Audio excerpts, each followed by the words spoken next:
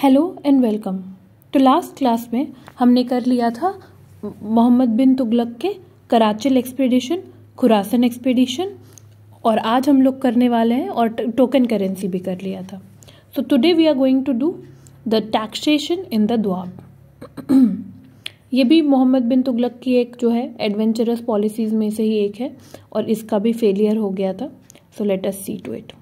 Failure of the above mentioned four major projects, that is transfer of capital, experiment of token currency, Khurasan and Karachil expedition, had disastrous effect on the finances of the state. Royal treasury was almost emptied and wealth, which is the true source of political power, according to Burney, was expended. The Sultan, in desperation, was compelled to think of new ways and means for increasing the revenues of the state. He launched the fifth and last major project pertaining to the enchantment of the taxation in Doab. This measure also ended in smoke and had catastrophic effects on the fortunes of the Tughlaq Empire. Muhammad bin Tughlaq had started taking interest in the revenue administration of the state from the very beginning in his reign. Like his father, he stood for the extension of agriculture and adopted liberal attitude towards the cultivator. He introduced a register of the revenue and expenditure of provinces in which the financial resources and liabilities of each iqta were shown separately. It was perhaps intended to introduce a uniform revenue policy throughout the Sultanate on the basis of information gathered from this register. We, however, do not know of any valuable reform made by him in the land revenue administration, the measurement of land and rational assessment of government demand was never contemplated.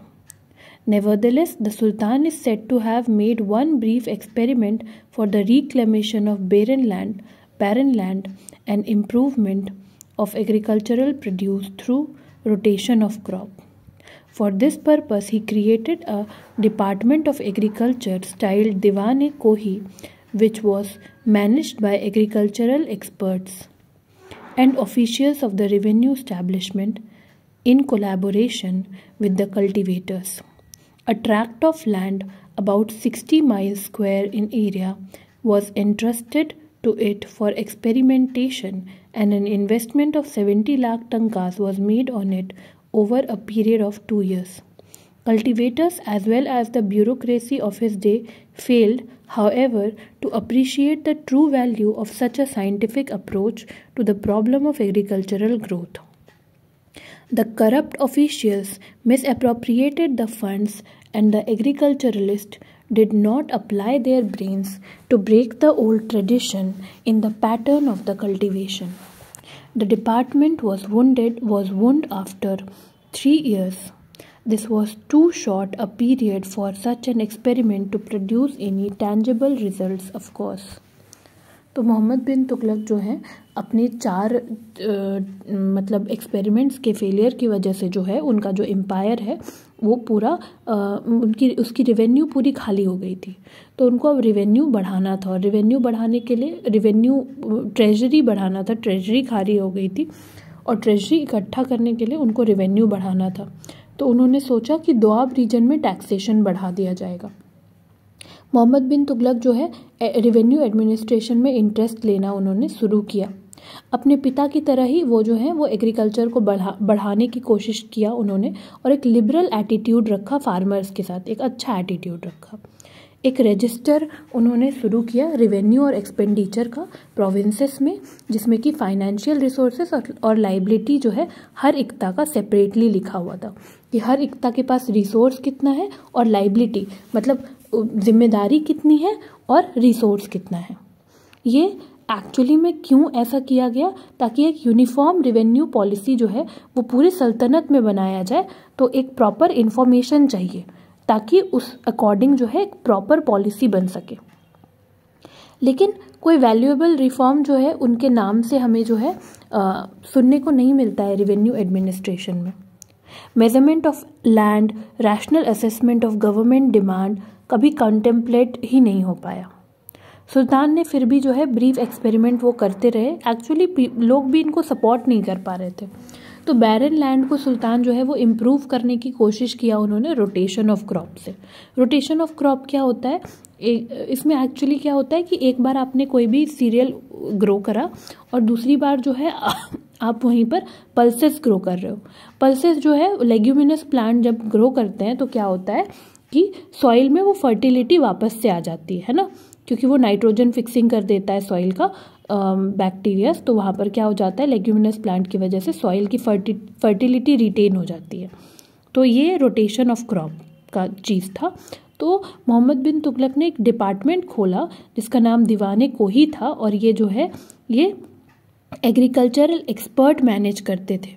ठीक है, एक land लिया गया जो लगभग 60 mile square का area में एक लैंड को लिया गया, और फिर वहाँ पर एक्सपेरिमेंट चल रहा था और 60 लाख टंकास को इन्वेस्ट किया गया 2 सालों में इस एक्सपेरिमेंट को करने के लिए। कल्टीवेटर और उनके साथ साथ ब्यूरोक्रेसी जो है वो दोनों की दोनों जो है ना, ये रोटेशन ऑफ क्रॉप और साइंटिफिक चीज़ें जो है ना ये समझ ही नहीं पाए दोनों के दोनों, और करप्ट तरीके से ना एक्चुअली जो पैसे दिए भी गए 60 लाख टन का, उसको भी गलत तरीके से अप्रोप्रिएट कर लिया लोगों ने, करप्शन कर लिया। एग्रीकल्चरलिस्ट ने तो दिमाग ही नहीं लगाया कि ओल्ड ट्रेडिशन से बाहर निकल के कुछ अच्छा सीखें, और इस वजह से क्या हो गया 2-3 साल का ही समय दिया। एक्चुअली ऐसे प्लान्स को ग्रो करने में, मैच्योर होने में टाइम लगते हैं।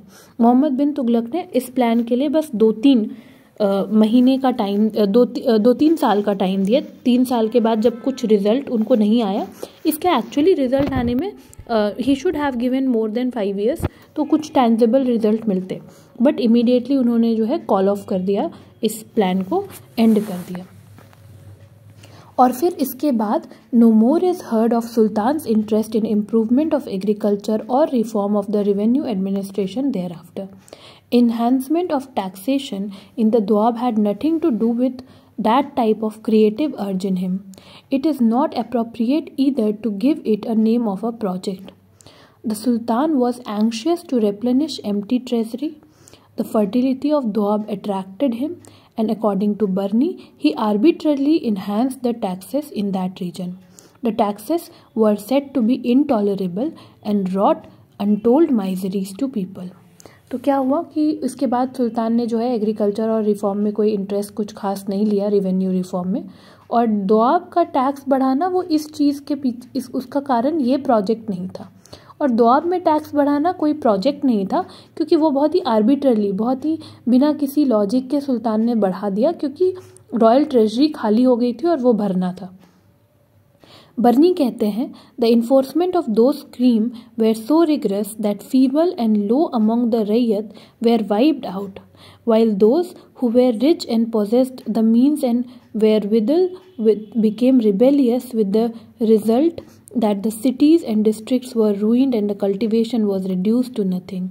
On hearing of the ruin and the destruction of the Rayyat in the Doab, and fearing lest a similar fate should befall them, the inhabitants of distant provinces also revolted and crept into jungles.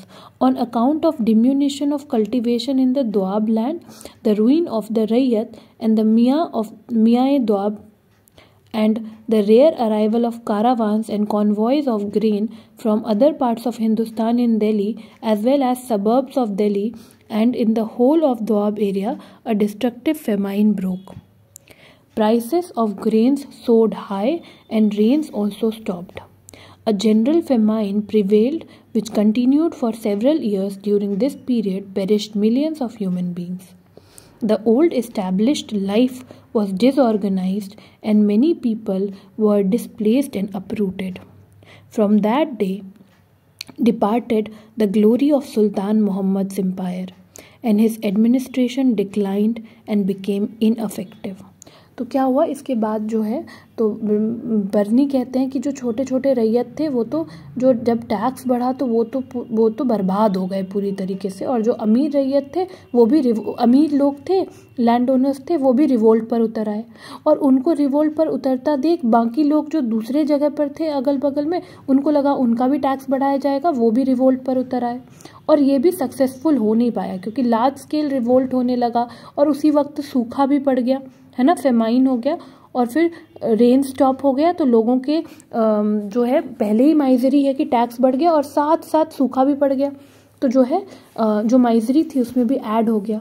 और इससे क्या हो गया कि सुल्तान मोहम्मद का empire और उनका administration जो है वो कम्प्लीटली डिक्लाइन हो गया, सुल्तान की ग्लोरी ख़त्म हो गई और चीज़ें इनअफेक्टिव हो गई। बरनी whose native district बरन या फिर बुलंदशहर जो यूपी में है also suffered from the effects of this enhanced taxation, bitterly criticized the Sultan of his cruel treatment to agriculturalists of the Doab. His version of Doab episode is however vague and rather misleading. In the first place, he does not inform the readers as to actual rate of additional assessment imposed by the Sultan. His statements like the taxes were doubled, the increased 10 or 5 times are meaningless unless we know the existing rates of taxation which were affected by enhancement. तो बरनी जो कि बुलंदशहर में थे और बुलंदशहर या फिर बरन से बिलोंग करते थे, और वहाँ पर जो है वहाँ पर भी ये दुआब लगाया, दुआब वाला टैक्सेशन, क्योंकि वो भी दुआब एरिया में था तो वहाँ पे भी टैक्सेशन। तो बरनी ने जो है वो बहुत ही ज़्यादा खरी खोटी कही है सुल्तान के बारे में। तो उन्होंने क्या कहा सबसे, लेकिन बरनी की बातें जो है वो मिसलीडिंग है, वो हमको गलत लीड करती है। क्यों? क्योंकि बरनी जो है वो हमें बताते नहीं है रीडर्स को कि actual rate of additional assessment क्या था जो सुल्तान पर जो सुल्तान ने इम्पोज किया था। वो कहते हैं कि टैक्स डबल हो गया था, टैक्स 10 गुना 5 गुना बढ़ा दिया गया था। ये फालतू बातें हैं, क्योंकि जब तक हमको ये नहीं पता चलेगा कि पहले कितना था और फिर ऐड कितना हुआ, we can not come to a conclusion. ये पहली बात। Second, his account of the suffering of peasant is exaggerated, and third place, he confuses principal points in the story by overemphasizing the relationship between the distinct issue Doab episode, the spread of general famine in the country, and widespread revolt in various parts of his empire. तो क्या हो गया? दूसरी बात क्या कि वो जो है लोग जो सफ़र कर रहे थे उसको वो बढ़ा चढ़ा के लिखते हैं सुल्तान को गलत दिखाने के लिए। और तीसरी बात ये कि बरनी जो है वो 4-5 बातों को मिला करके एक कंक्लूजन दे रहे हैं। या वो पहले दुआब की बात करते हैं, फिर सूखे की भी बात करने लग जाते हैं, फिर अचानक से बगावत की बात करते हैं जो लोग कर रहे थे। तो वो सारी चीज़ों को काइंड ऑफ खिचड़ी बना दिया उन्होंने। मोहम्मद बिन तुगलक का जो टैक्सेशन था दोआब रीजन में, उसमें कुछ चीज़ें देखने लायक है। A few points are worthy of note. While recruiting the Khurasan army, the Sultan had made concession to the peasants and the Rajput warrior classes of the Doab. तो जब खुरासन आर्मी में लोग सुल्तान जो लोगों को ले रहे थे, तो राजपूत लोगों को दोआब में जो भी लोग थे उनको सुल्तान ने कंसेशन दिया था, छूट दिया था। He had remitted even the land tax in certain, और कहीं कहीं पर तो उन्होंने जो है लैंड टैक्स भी छोड़ दिया था, है ना। He reintroduced these taxes after disbandment of the army, और जब आर्मी ख़त्म हो गई तो उन्होंने वापस से, खुरासन आर्मी जैसे ख़त्म हुई तो उन्होंने वापस से ये टैक्स लगा दिए। जो लोग जिन्होंने एक बार जिनको छूट मिल गई, स्पेशल प्रिविलेज मिल गया, तो उनको जो है री इम्पोजिशन नॉर्मल टैक्सेस का भी अच्छा नहीं लग रहा था, और उनको नॉन पेमेंट की आदत थी क्योंकि वो तो प्रिविलेज में रह रहे थे। तो उनको लग रहा था, वो ये नहीं मान रहे थे कि उनको छूट दिया गया, अब वो इसको अधिकार समझ रहे थे कि हमें टैक्स पे नहीं करना है और ये हमारा अधिकार है। Moreover, we have reasons to believe that the taxes imposed by Mohammad bin Tughlaq were not heavy, और हमारे पास रीजंस है ये मानने के लिए कि मोहम्मद बिन तुगलक के टैक्सेस हैवी नहीं थे। अलाउद्दीन खलजी ने जो है स्टेट का डिमांड जो है वो 50% कर दिया था। इट वॉज सबसिक, और 50% जो है उसको फिर मुबारक शाह खलजी ने घटाया और गियाजुद्दीन तुगलक ने घटाया, है ना। गियाजुद्दीन तुगलक ने घटा के 10% कर दिया। Mohammad bin Tughlaq probably raise the rate to double the amount, तो हो सकता है 10% से उन्होंने जो है मे बी 20% किया हो, बट फिर भी अलाउद्दीन से काफ़ी कम था। In other words, he brought the land revenue to normal standard. पहले बहुत कम हो गए थे ना, 1/11 या 1/10 ले रहे थे ये लोग, और अलाउद्दीन कहाँ पर हाफ लिया करते थे। तो इसको हटा करके मोहम्मद बिन तुगलक ने क्राइसिस के समय में 1/5 लिया एक्चुअल प्रोड्यूस का, और ये एक बहुत ही नॉर्मल स्टैंडर्ड है टैक्स के लिए। Of course, in addition to normal land revenue, Muhammad bin Tughlaq levied some abwabs such as horse tax and grazing tax, but ये तो हमेशा से ली जा रही थी। तो लैंड टैक्स के अलावा घराई है ना, ग्रेजिंग टैक्स क्या होता है, चराई, तो वो सारी चीज़ें लगाई गई थी। हॉर्स टैक्स, हॉर्स मेंटेन करने के टैक्स, तो ये टैक्स जो है अलाउद्दीन खिलजी के समय से ही चल रहे थे, बट लोगों को पसंद नहीं था, बट चल तो रहे थे। और ये टैक्स जो है अलाउद्दीन खिलजी के बाद जो है उनके जो सक्सेसर्स थे उन्होंने जो है थोड़ा डिसयूज़ हो गया इस टैक्स का, और जब मोहम्मद बिन तुगलक वापस से पावरफुल हुए तो उन्होंने वापस से टैक्स लगा दिया, जो अलाउद्दीन खिलजी ने ऑलरेडी लगाया हुआ था, बीच में कुछ समय के लिए नहीं लग रहा था। तो जब वापस से उन्होंने लगाया तो लैंडलॉर्ड ने अलायंस बना लिया, और रिफ्रैक्टरी लैंडलॉर्ड जो है उन्होंने अलायंस बना लिया उन सोल्जर्स के साथ जिनको खुरासन की आर्मी से हटा दिया गया था, क्योंकि दोनों ही सुल्तान से खफा थे। एक को लग रहा था कि हमसे लैंड टैक्स लिया जा रहा है, दूसरे को लग रहा था कि हमसे जो है चराई ली जा रही है, हॉर्स मेंटेन करने के टैक्स लिए जा रहे हैं, जबकि ये ऑलरेडी पहले से लिया जाता था। और उन्होंने क्या कर दिया, उन्होंने रिफ्यूज़ कर दिया कि वो टैक्सेस पे नहीं करेंगे। और इसके साथ साथ क्या किया, made an all together different use of arms and military training that they had acquired recently at the expense of state. और जो उनको स्टेट ने ही मिलिट्री ट्रेनिंग दी थी उसको उन्होंने स्टेट के खिलाफ यूज़ कर लिया। टैक्स कलेक्टर जो है used force for realising of state dues. As luck would have it, rains failed and northern India was caught in the grip of severe famine about this time. It lasted for 2 or 3 years. Bondage of goodwill and faith between the Sultan and its bureaucracy seemed to have broken completely. That is why none among his ministers dared to apprise the Sultan the need to change the taxation policy. As a result, revenue officials continued to oppress the starving peasants for the extraction of the state tax, unable to simultaneously bear the government operation and starvation the poor cultivators were forced to abandon the land. Most of them flocked to the capital and other provincial towns with their starving families, while some resorted to highway robbery. The tug of war between the unimaginative bureaucracy and peasantry in the Doab is explained by Haji Ud-Dabir in the following words. तो क्या होता है कि मोहम्मद बिन तुगलक ने जो है वो tax लगाया था, ये लोग तो मोहम्मद बिन तुगलक के अगेंस्ट हो गए थे। खुरासन आर्मी से जो सोल्जर निकले, ये जो पहले से जिन पर घराई लग रही थी वो लैंडलॉर्ड्स, तो ये सब अलग हो, ये सब जो है लैंडलॉर्ड, खुरासन के सोल्जर्स, ये सब अगेंस्ट हो गए। बट मोहम्मद बिन तुगलक कुछ गलत नहीं कर रहे, जो पहले से टैक्स चल रहा है वही ले रहे हैं। लेकिन प्रॉब्लम क्या हुआ कि इसी समय नॉर्थ इंडिया में सूखा पड़ गया, फेमाइन आ गया, और उनके ब्यूरोक्रेसी में किसी ने भी मोहम्मद बिन तुगलक को सजेस्ट नहीं किया कि फेमाइन आया है तो हमें टैक्स नीचे करना है। और क्योंकि किसी ने सजेस्ट नहीं किया तो उन्होंने किया भी नहीं। और ऐसे में क्या हुआ, जो टैक्स कलेक्टर्स थे वो जो है वो ज़बरदस्ती लोगों से टैक्स ले रहे हैं। ऐसे में पुअर कल्टिवेटर्स दे नहीं पा रहे थे, तो वो जो है वो दोआब रीजन से भाग गए, कुछ तो कैपिटल को भाग गए, कुछ जो है डकैती करने लगे। इन सारी चीज़ों को हजी उद्दरबिर इन वर्ड्स में कहते हैं, when the tax collector treated the peasants harshly the latter killed them. On this emperor sent the amiran e sada against them, they killed the peasants. Then the peasant seize the opportunity and killed the amir e sada. As a result of the region was completely ruined. क्या कहा गया, जब tax collector आए और peasants को गंदे से treat किया तो पीजेंट्स ने टैक्स कलेक्टर को मार दिया। इस पर एम्परर ने क्या किया, अमीर सदाह को भेजा। अमीर सदाह ने पीजेंट्स को मारा, पीजेंट्स को मार दिया, और पीजेंट्स ने जो है उसको उनके चारों तरफ घेरेबंदी करके फिर अमीर सदाह को मार दिया, और ऐसे ही करके पूरा बर्बाद हो गया। Now as usual, Sultan realized the gravity of the situation too late. He adopted liberal relief measures to the populace of Delhi and other famine-affected areas. The collection of land revenue and other taxes were suspended. The peasants were advanced loans for the purchase of bullocks and seeds, and provision was made to dig wells for irrigation. Nevertheless, many of the uprooted peasant families could not be persuaded to go back to their villages and take up cultivation once again.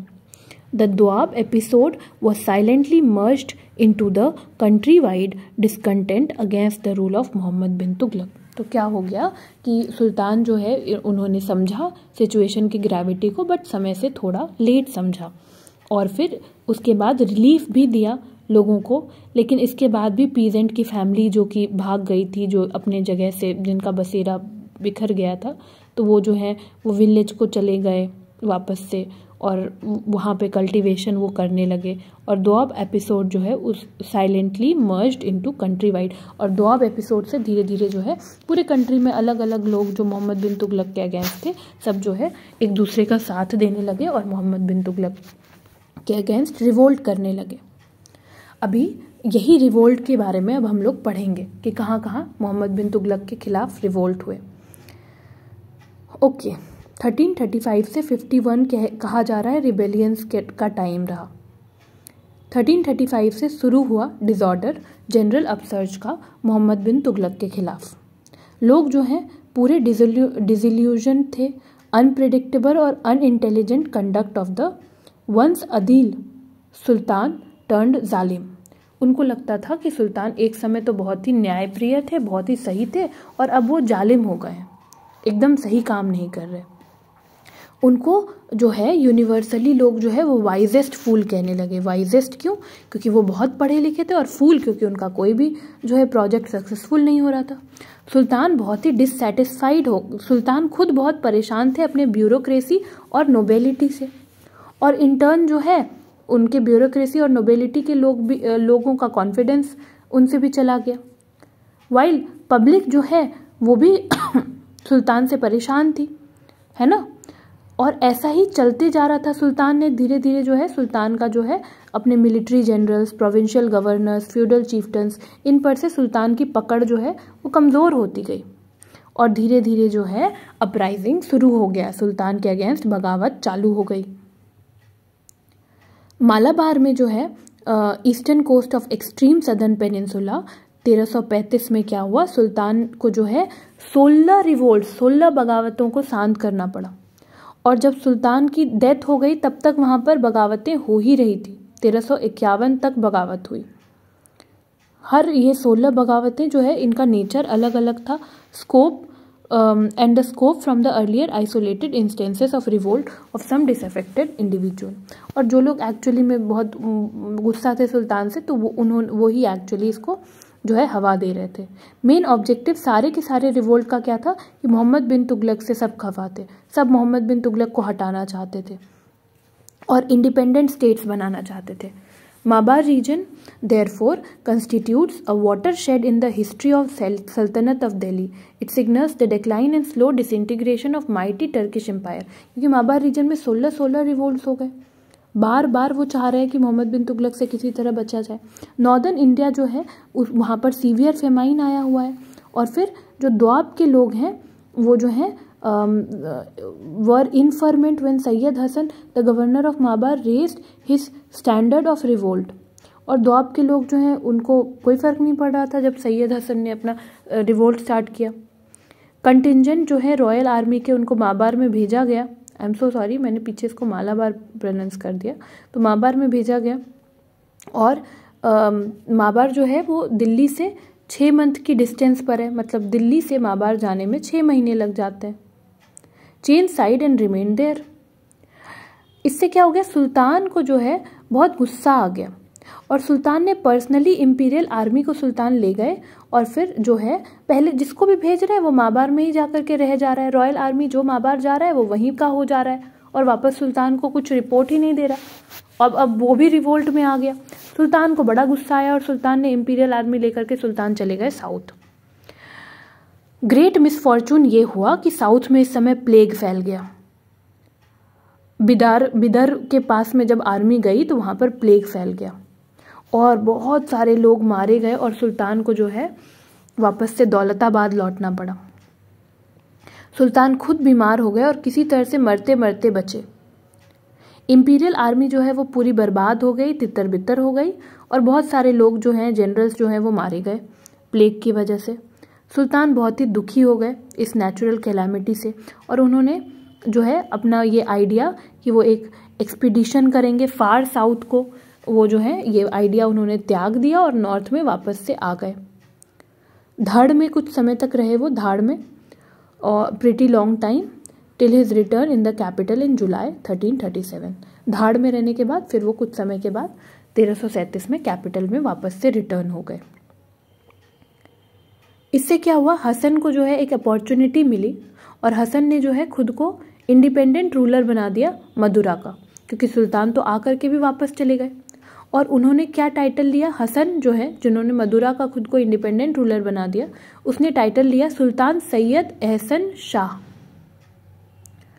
ये पहला independent मुस्लिम state था जो दिल्ली सल्तनत के अंदर ही बना था। मोहम्मद बिन तुगलक जब कैपिटल से दूर थे तो क्या हुआ, अमीर हुलाजुन जो कि एक मंगोल मंत्री थे इंपीरियल सर्विस में दिल्ली के, उन्होंने जो है लाहौर के गवर्नर को मार दिया और खुद को इंडिपेंडेंट बता दिया। लेकिन फिर बाद में उनको रॉयल आर्मी ने मारा, जिनको कि ख्वाजा जहान लीड कर रहे थे, और फिर उसके बाद सेंट्रल गवर्नमेंट जो है दिल्ली का वापस से वहाँ पर बनाया लाहौर में सुल्तान के बिहाफ पर। मलिक हुशनाग जो कि कमालुद्दीन गर्ग के जो हैं बेटे थे, उन्होंने क्या किया, वो जो है दौलताबाद के गवर्नर थे, उन्होंने भी रिवोल्ट कर दिया 1335-36 में और हिंदू चीफ के रीजन में जाकर के शरण ले लिया। कुछ नोबल्स के इंटरवेंशन में उनको बाद में उन्होंने जो है सुल्तान से जाकर के माफ़ी मांग ली। सुल्तान ने जो है कुतलुक खान को जो है नया गवर्नर बनाया दौलताबाद का, क्योंकि यहाँ पर तो मलिक हुशनाग ने तो धोखा दे दिया, तो नया गवर्नर बनाया गया कुतलुक खान को। सैयद इब्राहिम जो कि सैयद हसन के बेटे थे, वो एक रिबेल चीफ बन गए माबार रीजन में और बार बार रिबेल ऑर्गेनाइज करवा रहे हैं। He also डिफाइड the imperial authority of Delhi, और उन्होंने जो है कहा कि दिल्ली की इम्पीरियल अथॉरिटी को हम नहीं मानते। बाद में उनको जो है बंदी बना लिया गया और फिर एग्जीक्यूट कर दिया गया। लेकिन ये सब तो बस शुरुआत ही थी सारे ट्रबल्स के, अभी एक्सट्रीम पर पहुंचा भी नहीं। मिलिट्री प्रोवेस जो है had been the cementing force which led the distant provinces under the control of the सल्तनत। तो मिलिट्री पावर ही तो सीमेंट की तरह काम कर रही थी, जो हर प्रोविंस को जोड़े हुए थी सल्तनत से। इंपीरियल आर्मी 1335-36 में जो है क्रूएल फेट से नियरली डिस्ट्रॉय हो गई। प्लेग में कितने लोग मारे गए, इससे क्या हो गया, इनकैप्सिटेटेड। तो इंपीरियल आर्मी इसके बाद लगभग 10 सालों तक कोई मेजर डिसीजन, मेजर एक्शन नहीं ले पाई किसी भी प्रोविंशियल गवर्नर के against.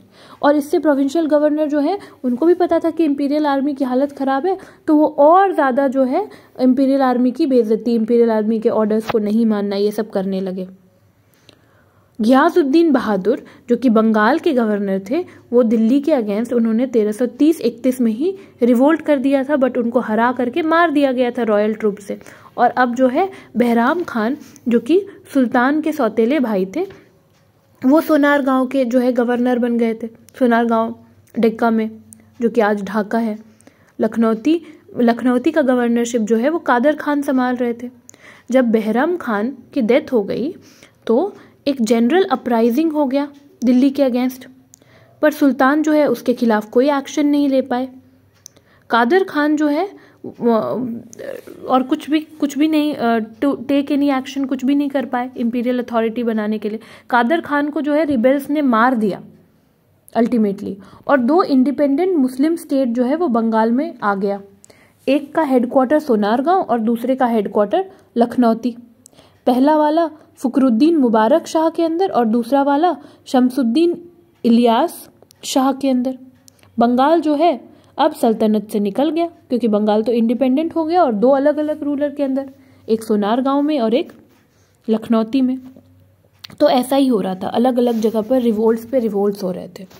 Now okay, imperial government का जो होल्ड था प्रोविंशियल गवर्नर्स के ऊपर, वो धीरे धीरे वीक हो रहा था 1335 से ही।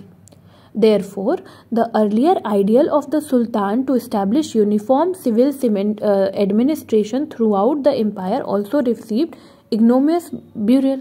तो पुराना जो आइडिया था सुल्तान का कि पूरे के पूरे एम्पायर में एक ही एडमिनिस्ट्रेशन होगा, वो भी ख़त्म, वो आइडिया अब एग्जीक्यूट ही नहीं हो पाएगा। ऑल्टरनेटिव क्या हुआ, सुल्तान ने जो है नई पॉलिसी शुरू की, गवर्नरशिप जो है इक्ता का नोबेल्स को दिया, जिन्होंने कहा वैसे नोबेल्स को देने लगे जो कहते थे कि हम मैक्सिमम ट्रिब्यूट देंगे सेंटर को, और रिटर्न में उनको जो है कहा जाता था कि आप इंटरनल अफेयर अपने हिसाब से जैसा आपको ठीक लगे वैसा करो। इस पॉलिसी से क्या हुआ कि स्टेट की सॉलिडारिटी ही खत्म हो गई, क्योंकि आप तो पूरी इंडिपेंडेंस दे दिया आपने। एम्बिशियस नोबेल जो है उन्होंने जो है कहा कि हम तो इतना टैक्स देंगे उतना टैक्स देंगे, और ऐसे कर करके उन्होंने गवर्नरशिप ले लिया। और फिर उसके बाद जो है उन्होंने तो टैक्स तो नहीं दिया क्योंकि वो अपने सब्जेक्ट से ही कलेक्ट नहीं कर पाए, लेकिन उनको अब डर लग रहा है कि सुल्तान जो है वो गुस्सा करेंगे क्योंकि हमने तो प्रॉमिस कर लिया था। तो वो क्या कर रहे हैं, उल्टा वो उन्होंने क्या किया, रिवोल्ट ही कर दिया कि अब सुल्तान तो वैसे तो डर गए, तो सुल्तान तो मतलब क्या करेंगे, सुल्तान तो गुस्सा हो जाएंगे, तो अब दे तो हम नहीं पाएंगे क्योंकि हमने तो टैक्स कलेक्ट ही नहीं किया जितना वादा किया था, तो चलो रिवोल्ट कर देते हैं। इस कैटेगरी में लगभग हाफ अ डजन जो पहले लॉयल लोग थे उनको जो है वो रिवोल्ट पर उतर आए क्योंकि उनके पास ऑप्शन नहीं था। निज़ाम मेन जो कि कारा के गवर्नर थे, वो उन्होंने जितना कहा था कि मैं इतना टैक्स दूंगा दिल्ली को, उसका एक दशम भाग भी वो कलेक्ट नहीं कर पाए, 1/10 भी नहीं कलेक्ट कर पाए। आउट ऑफ डेस्परेशन उन्होंने क्या कहा कि मैं तो एकदम इंडिपेंडेंट हूँ, और उन्होंने टाइटल ले लिया सुल्तान अलाउद्दीन का। और फिर उसके बाद इनको जो है कैप्चर किया गया निज़ाम को, और फिर इनको जो है जला दिया गया अलाइव। नुसरत खान, जिनको कि बिदर का गवर्नरशिप मिली थी सुल्तान से 1335 में, और सुल्तान को उन्होंने कहा था कि मैं तो आपको हर साल जो है क्या करूँगा, 1 करोड़ टंका दूंगा। वो एक गुड अमाउंट वो भी नहीं कलेक्ट कर पाए और इस वजह से उनको रिवोल्ट करना पड़ा। तो हम देख रहे हैं कि जो पहले जो लॉयल लोग थे उनको जब मोहम्मद बिन तुगलक ने जो है गवर्नरशिप दे दी कि आपको मुझे ज़्यादा से ज़्यादा जो देगा उसको गवर्नरशिप मिलेगी, तो इनको गवर्नरशिप मिली और अब ये कलेक्ट ही नहीं कर पाए, तो अब ये वापस क्या देंगे, तो इस वजह से ये रिवोल्ट कर रहे हैं। अली शाह जो कि गुलबर्ग के थे, उनको भी प्रिजनर बना दिया गया और फिर अफगानिस्तान में बैनिश कर दिया गया। सुल्तान ने अपने ट्रबल्स को और बढ़ा लिया क्योंकि उनके जो ओल्ड और ट्रस्टवर्दी नोबेल्स थे अब वो उनको भी ट्रस्ट नहीं करने लगे। Ainul Mulk Multani, grand old man of Turkish elite who had seen commendable service under Alauddin Khilji, held the charge of अल-औध। Sultan showed his displeasure against him by transferring him to Daulatabad. Apprehending a worst fate at the hands of Zalim Sultan, Anwar Mulk revolted. He was defeated and brought to Delhi in chains, but the Sultan spared his life. तो क्या हो गया, सुल्तान ने अपने पसंदीदा और trustworthy लोगों को भी दुखी करना शुरू कर दिया क्योंकि वो फ्रस्ट्रेट हो गए थे, कुछ भी नहीं हो रहा था उनके अकॉर्डिंग। एनुल मुल्क मुल्तानी जो कि टर्किश एलाइट के ग्रैंड ओल्ड मैन थे, उन्होंने क्या किया, उन्होंने अलाउद्दीन खिलजी के अंदर जो है अलाउद्दीन खिलजी के अंदर भी उन्होंने सर्विस किया था और उनको औद का चार्ज मिला हुआ था।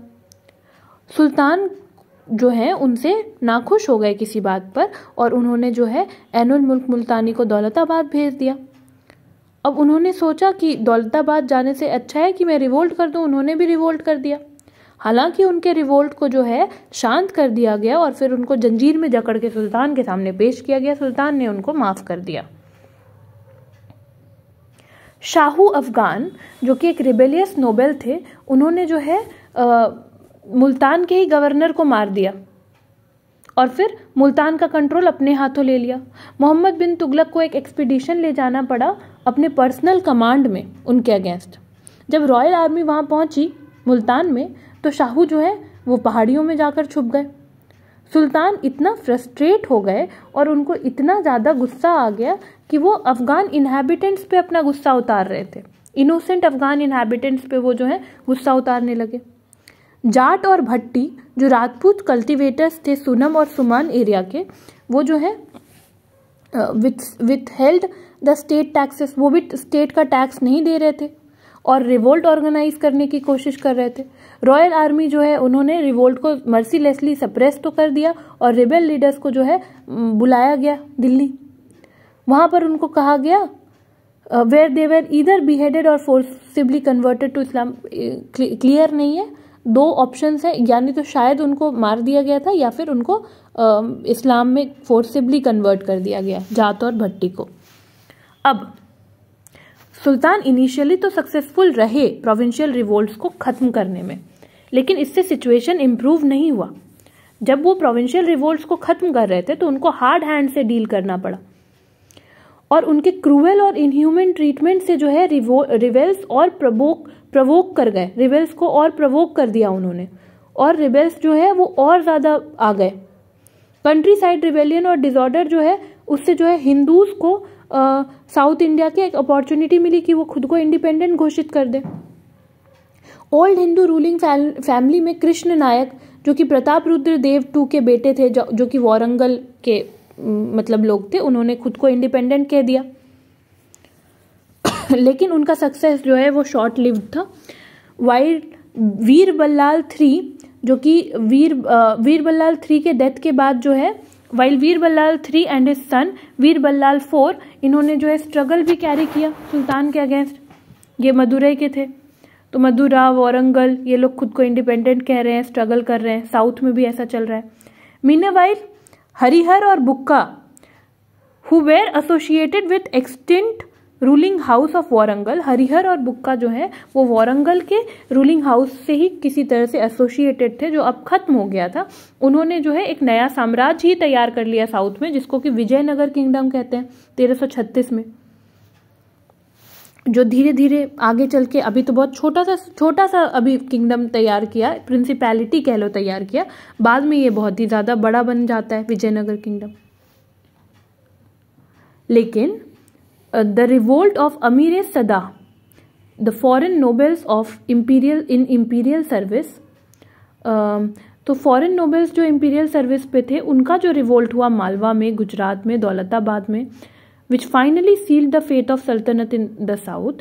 They enjoyed special privileges particularly because of cooperation that they had extended to the Sultan in the transfer of the capital to Daulatabad.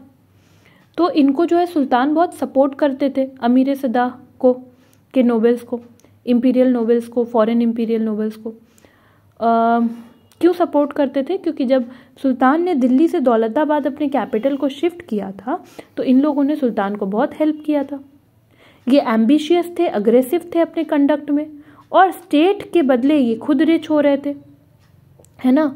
इनकी प्रजा भी सफर कर रही थी। They were just growing rich these nobles. तो इन्होंने जो है ये डिसअफेक्शन दिखाया सुल्तान के अगेंस्ट। सुल्तान को जब पता चला कुतलुक खान के बारे में, जो कि दौलताबाद के गवर्नर हैं 1335 से, who was thought to be the chief patron of अमीर सदा, जो कि अमीर सदा के चीफ पैटर्न थे, मोहम्मद बिन तुगलक ने जो है इनको, कुतलुक खान को तुरंत बुलाया दिल्ली कोर्ट में और निज़ामुद्दीन को ऑर्डर किया कि जो कि गुजरात के गवर्नर थे, उनको कहा कि आप जो है अब दौलताबाद का भी चार्ज आप ही रख लो, क्योंकि ये तो मेरे खिलाफ ही प्लान कर रहे हैं।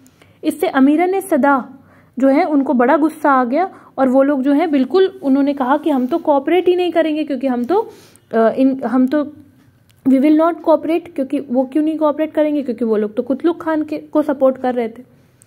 अभी क्या हुआ ऐसे में, इस समय में क्या हुआ, Aziz Khumman, newly appointed governor of Malwa, liquidated in a single official get together as many as 89 अमीरन सदा through treachery at the bidding of the sultan. तो सुल्तान के कहने में अजीज खुम्मन जो कि नए नए गवर्नर बने थे मालवा के, उन्होंने 89 अमीर ने सदा फॉरेन इंपीरियल मिनिस्टर्स को, नोबेल्स को जो है मार दिया सुल्तान के कहने पे।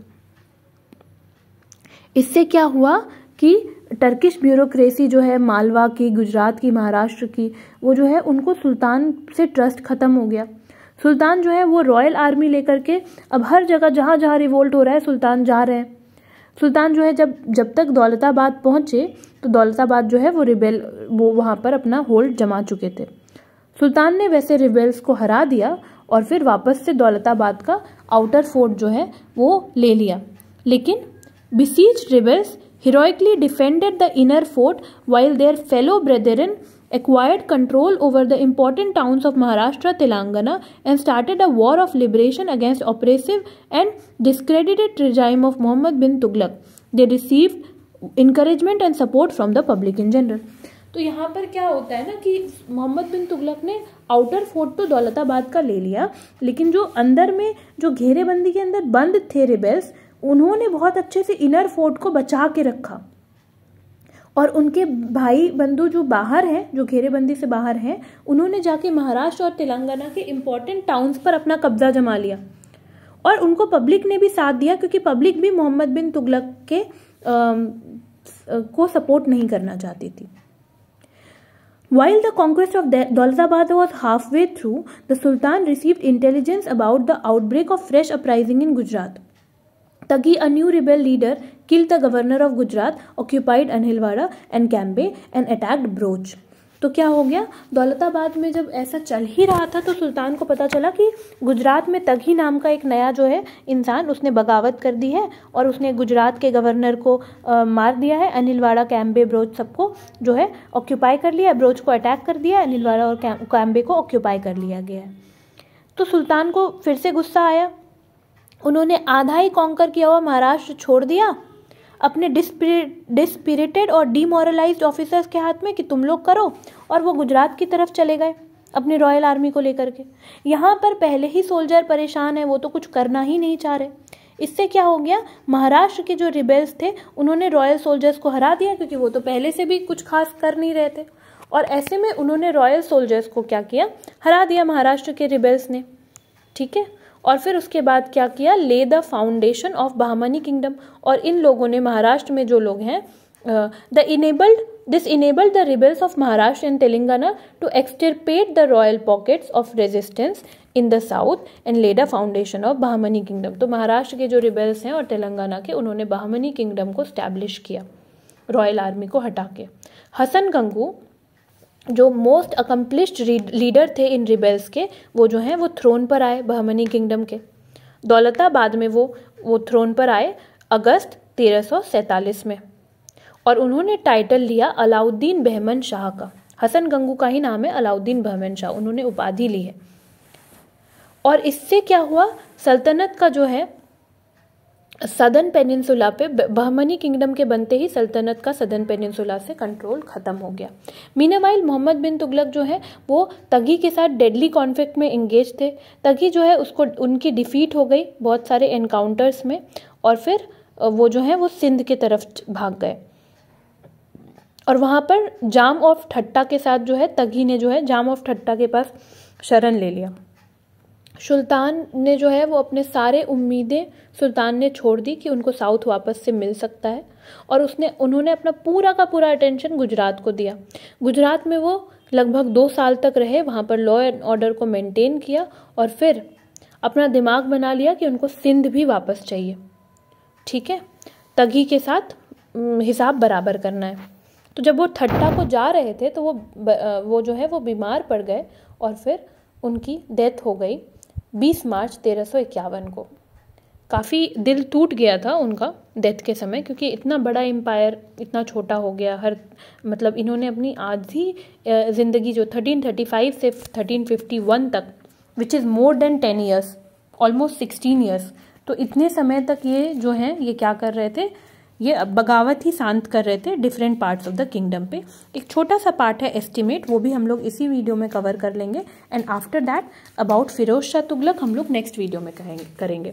मोहम्मद बिन तुगलक जो है एक बहुत ही ट्रैजिक पर्सनैलिटी हैं दिल्ली सल्तनत के. ये one of the greatest ruler थे. इनका कैरेक्टर, परफॉर्मेंस सब कुछ जो है लेकिन कॉन्ट्रोवर्शियल रहा.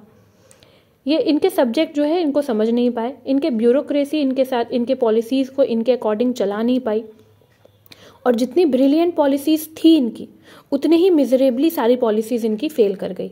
मॉडर्न हिस्टोरियंस जो हैं वो भी इक्वली इनको जो है गलत समझ रहे हैं, क्रिटिकल एनालिसिस करते हैं इनके कैरेक्टर और अचीवमेंट का. बट इन सारे बातों के ऑपोजिट जो है एक्चुअली में contradictory opinions often been expressed on the subject, and controversy is as fresh as ever. तो आज भी इनको लेकर के बहुत कंट्रोवर्सी है.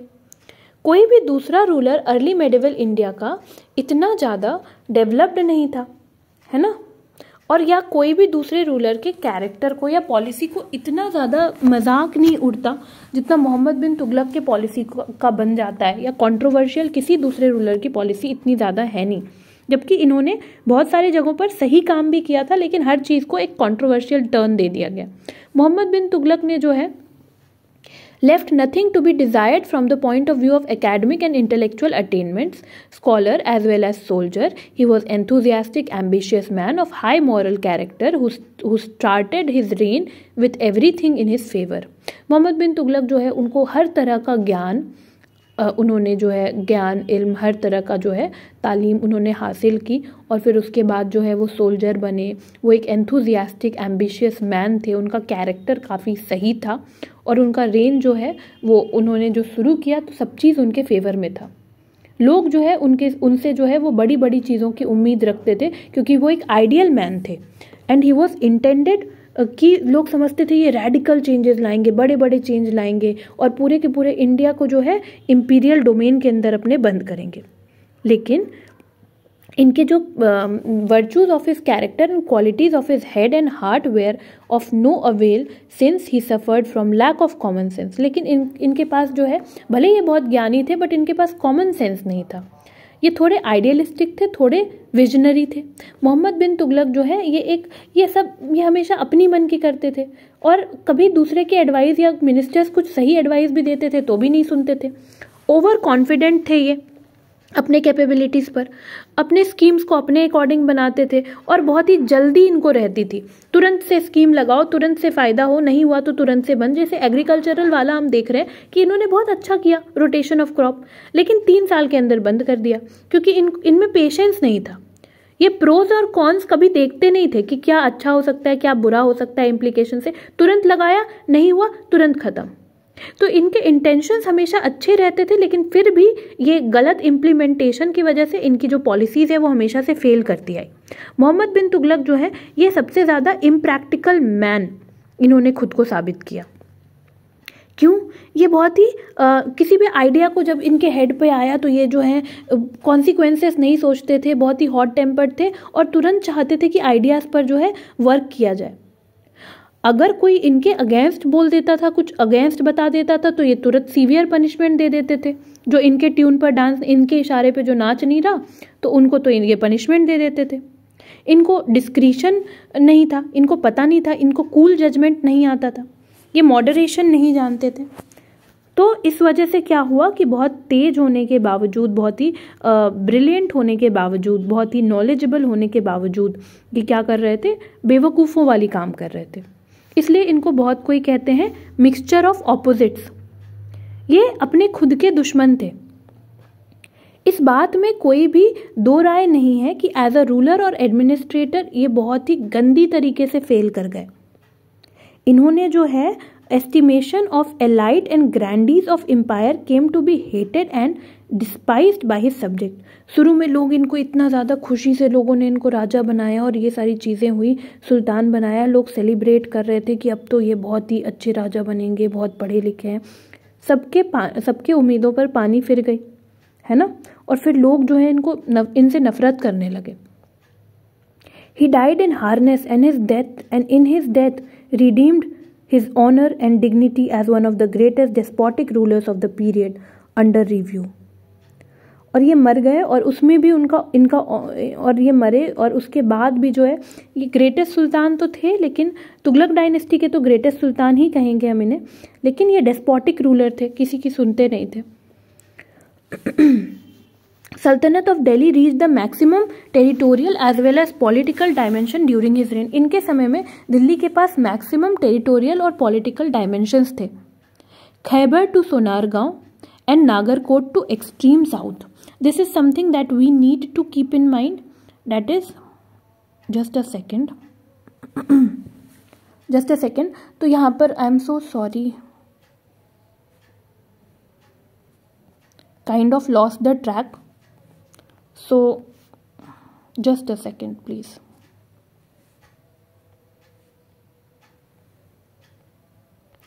This is Firoz Shah Tughlaq and kind of shifted, sorry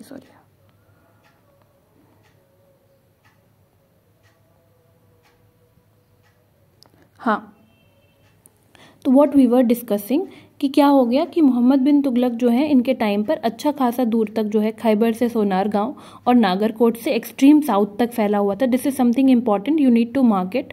Mohammad bin Tughlaq जो है ये लॉर्ड पैरामाउंट थे इंडिया के.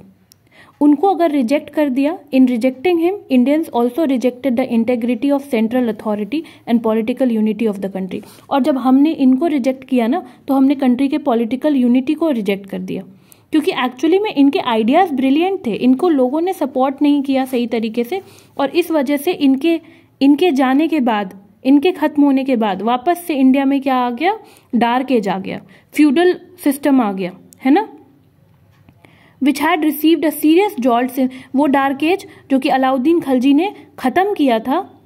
The harebrained scheme of Muhammad bin Tughlaq carried the rudiments of modernity and national integration.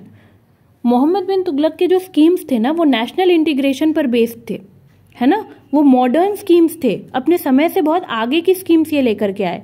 लेकिन ये स्कीम्स जो है ये लोगों को कन्विंस नहीं कर पाए, failed to convince his people. लोग ही नहीं कन्विंस हो पाए कि सिग्निफिकेंस क्या है. जैसे rotation of crop, what a brilliant scheme, but people were not convinced. तो लोग इसको सही ही नहीं मान रहे थे. Period rule of Muhammad bin Tughlaq constitutes one of the most tragic chapters in the history of early medieval India. It is sad commentary of the well-intentioned but incompetent monarch and corrupt, selfish and short-sighted bureaucracy. एक ऐसा monarch जो कि जिसके intentions बहुत अच्छे थे, national integration चाह रहे थे ये, लेकिन जो है ये थोड़े इनकॉम्पिटेंट थे, more because of his impatience. और इनकी जो ब्यूरोक्रेसी थी वो आगे का नहीं सोच पा रही थी, सेल्फिश थी, है ना.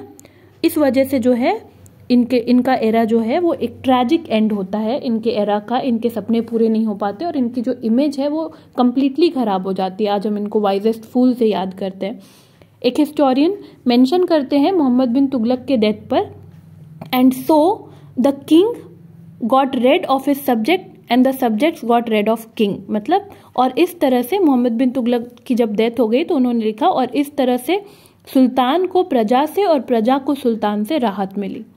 तो मतलब kind of it has created a controversy, it has created a kind of joke, but his intentions were right but implementation was not good. Thank you so much. Thank you for watching.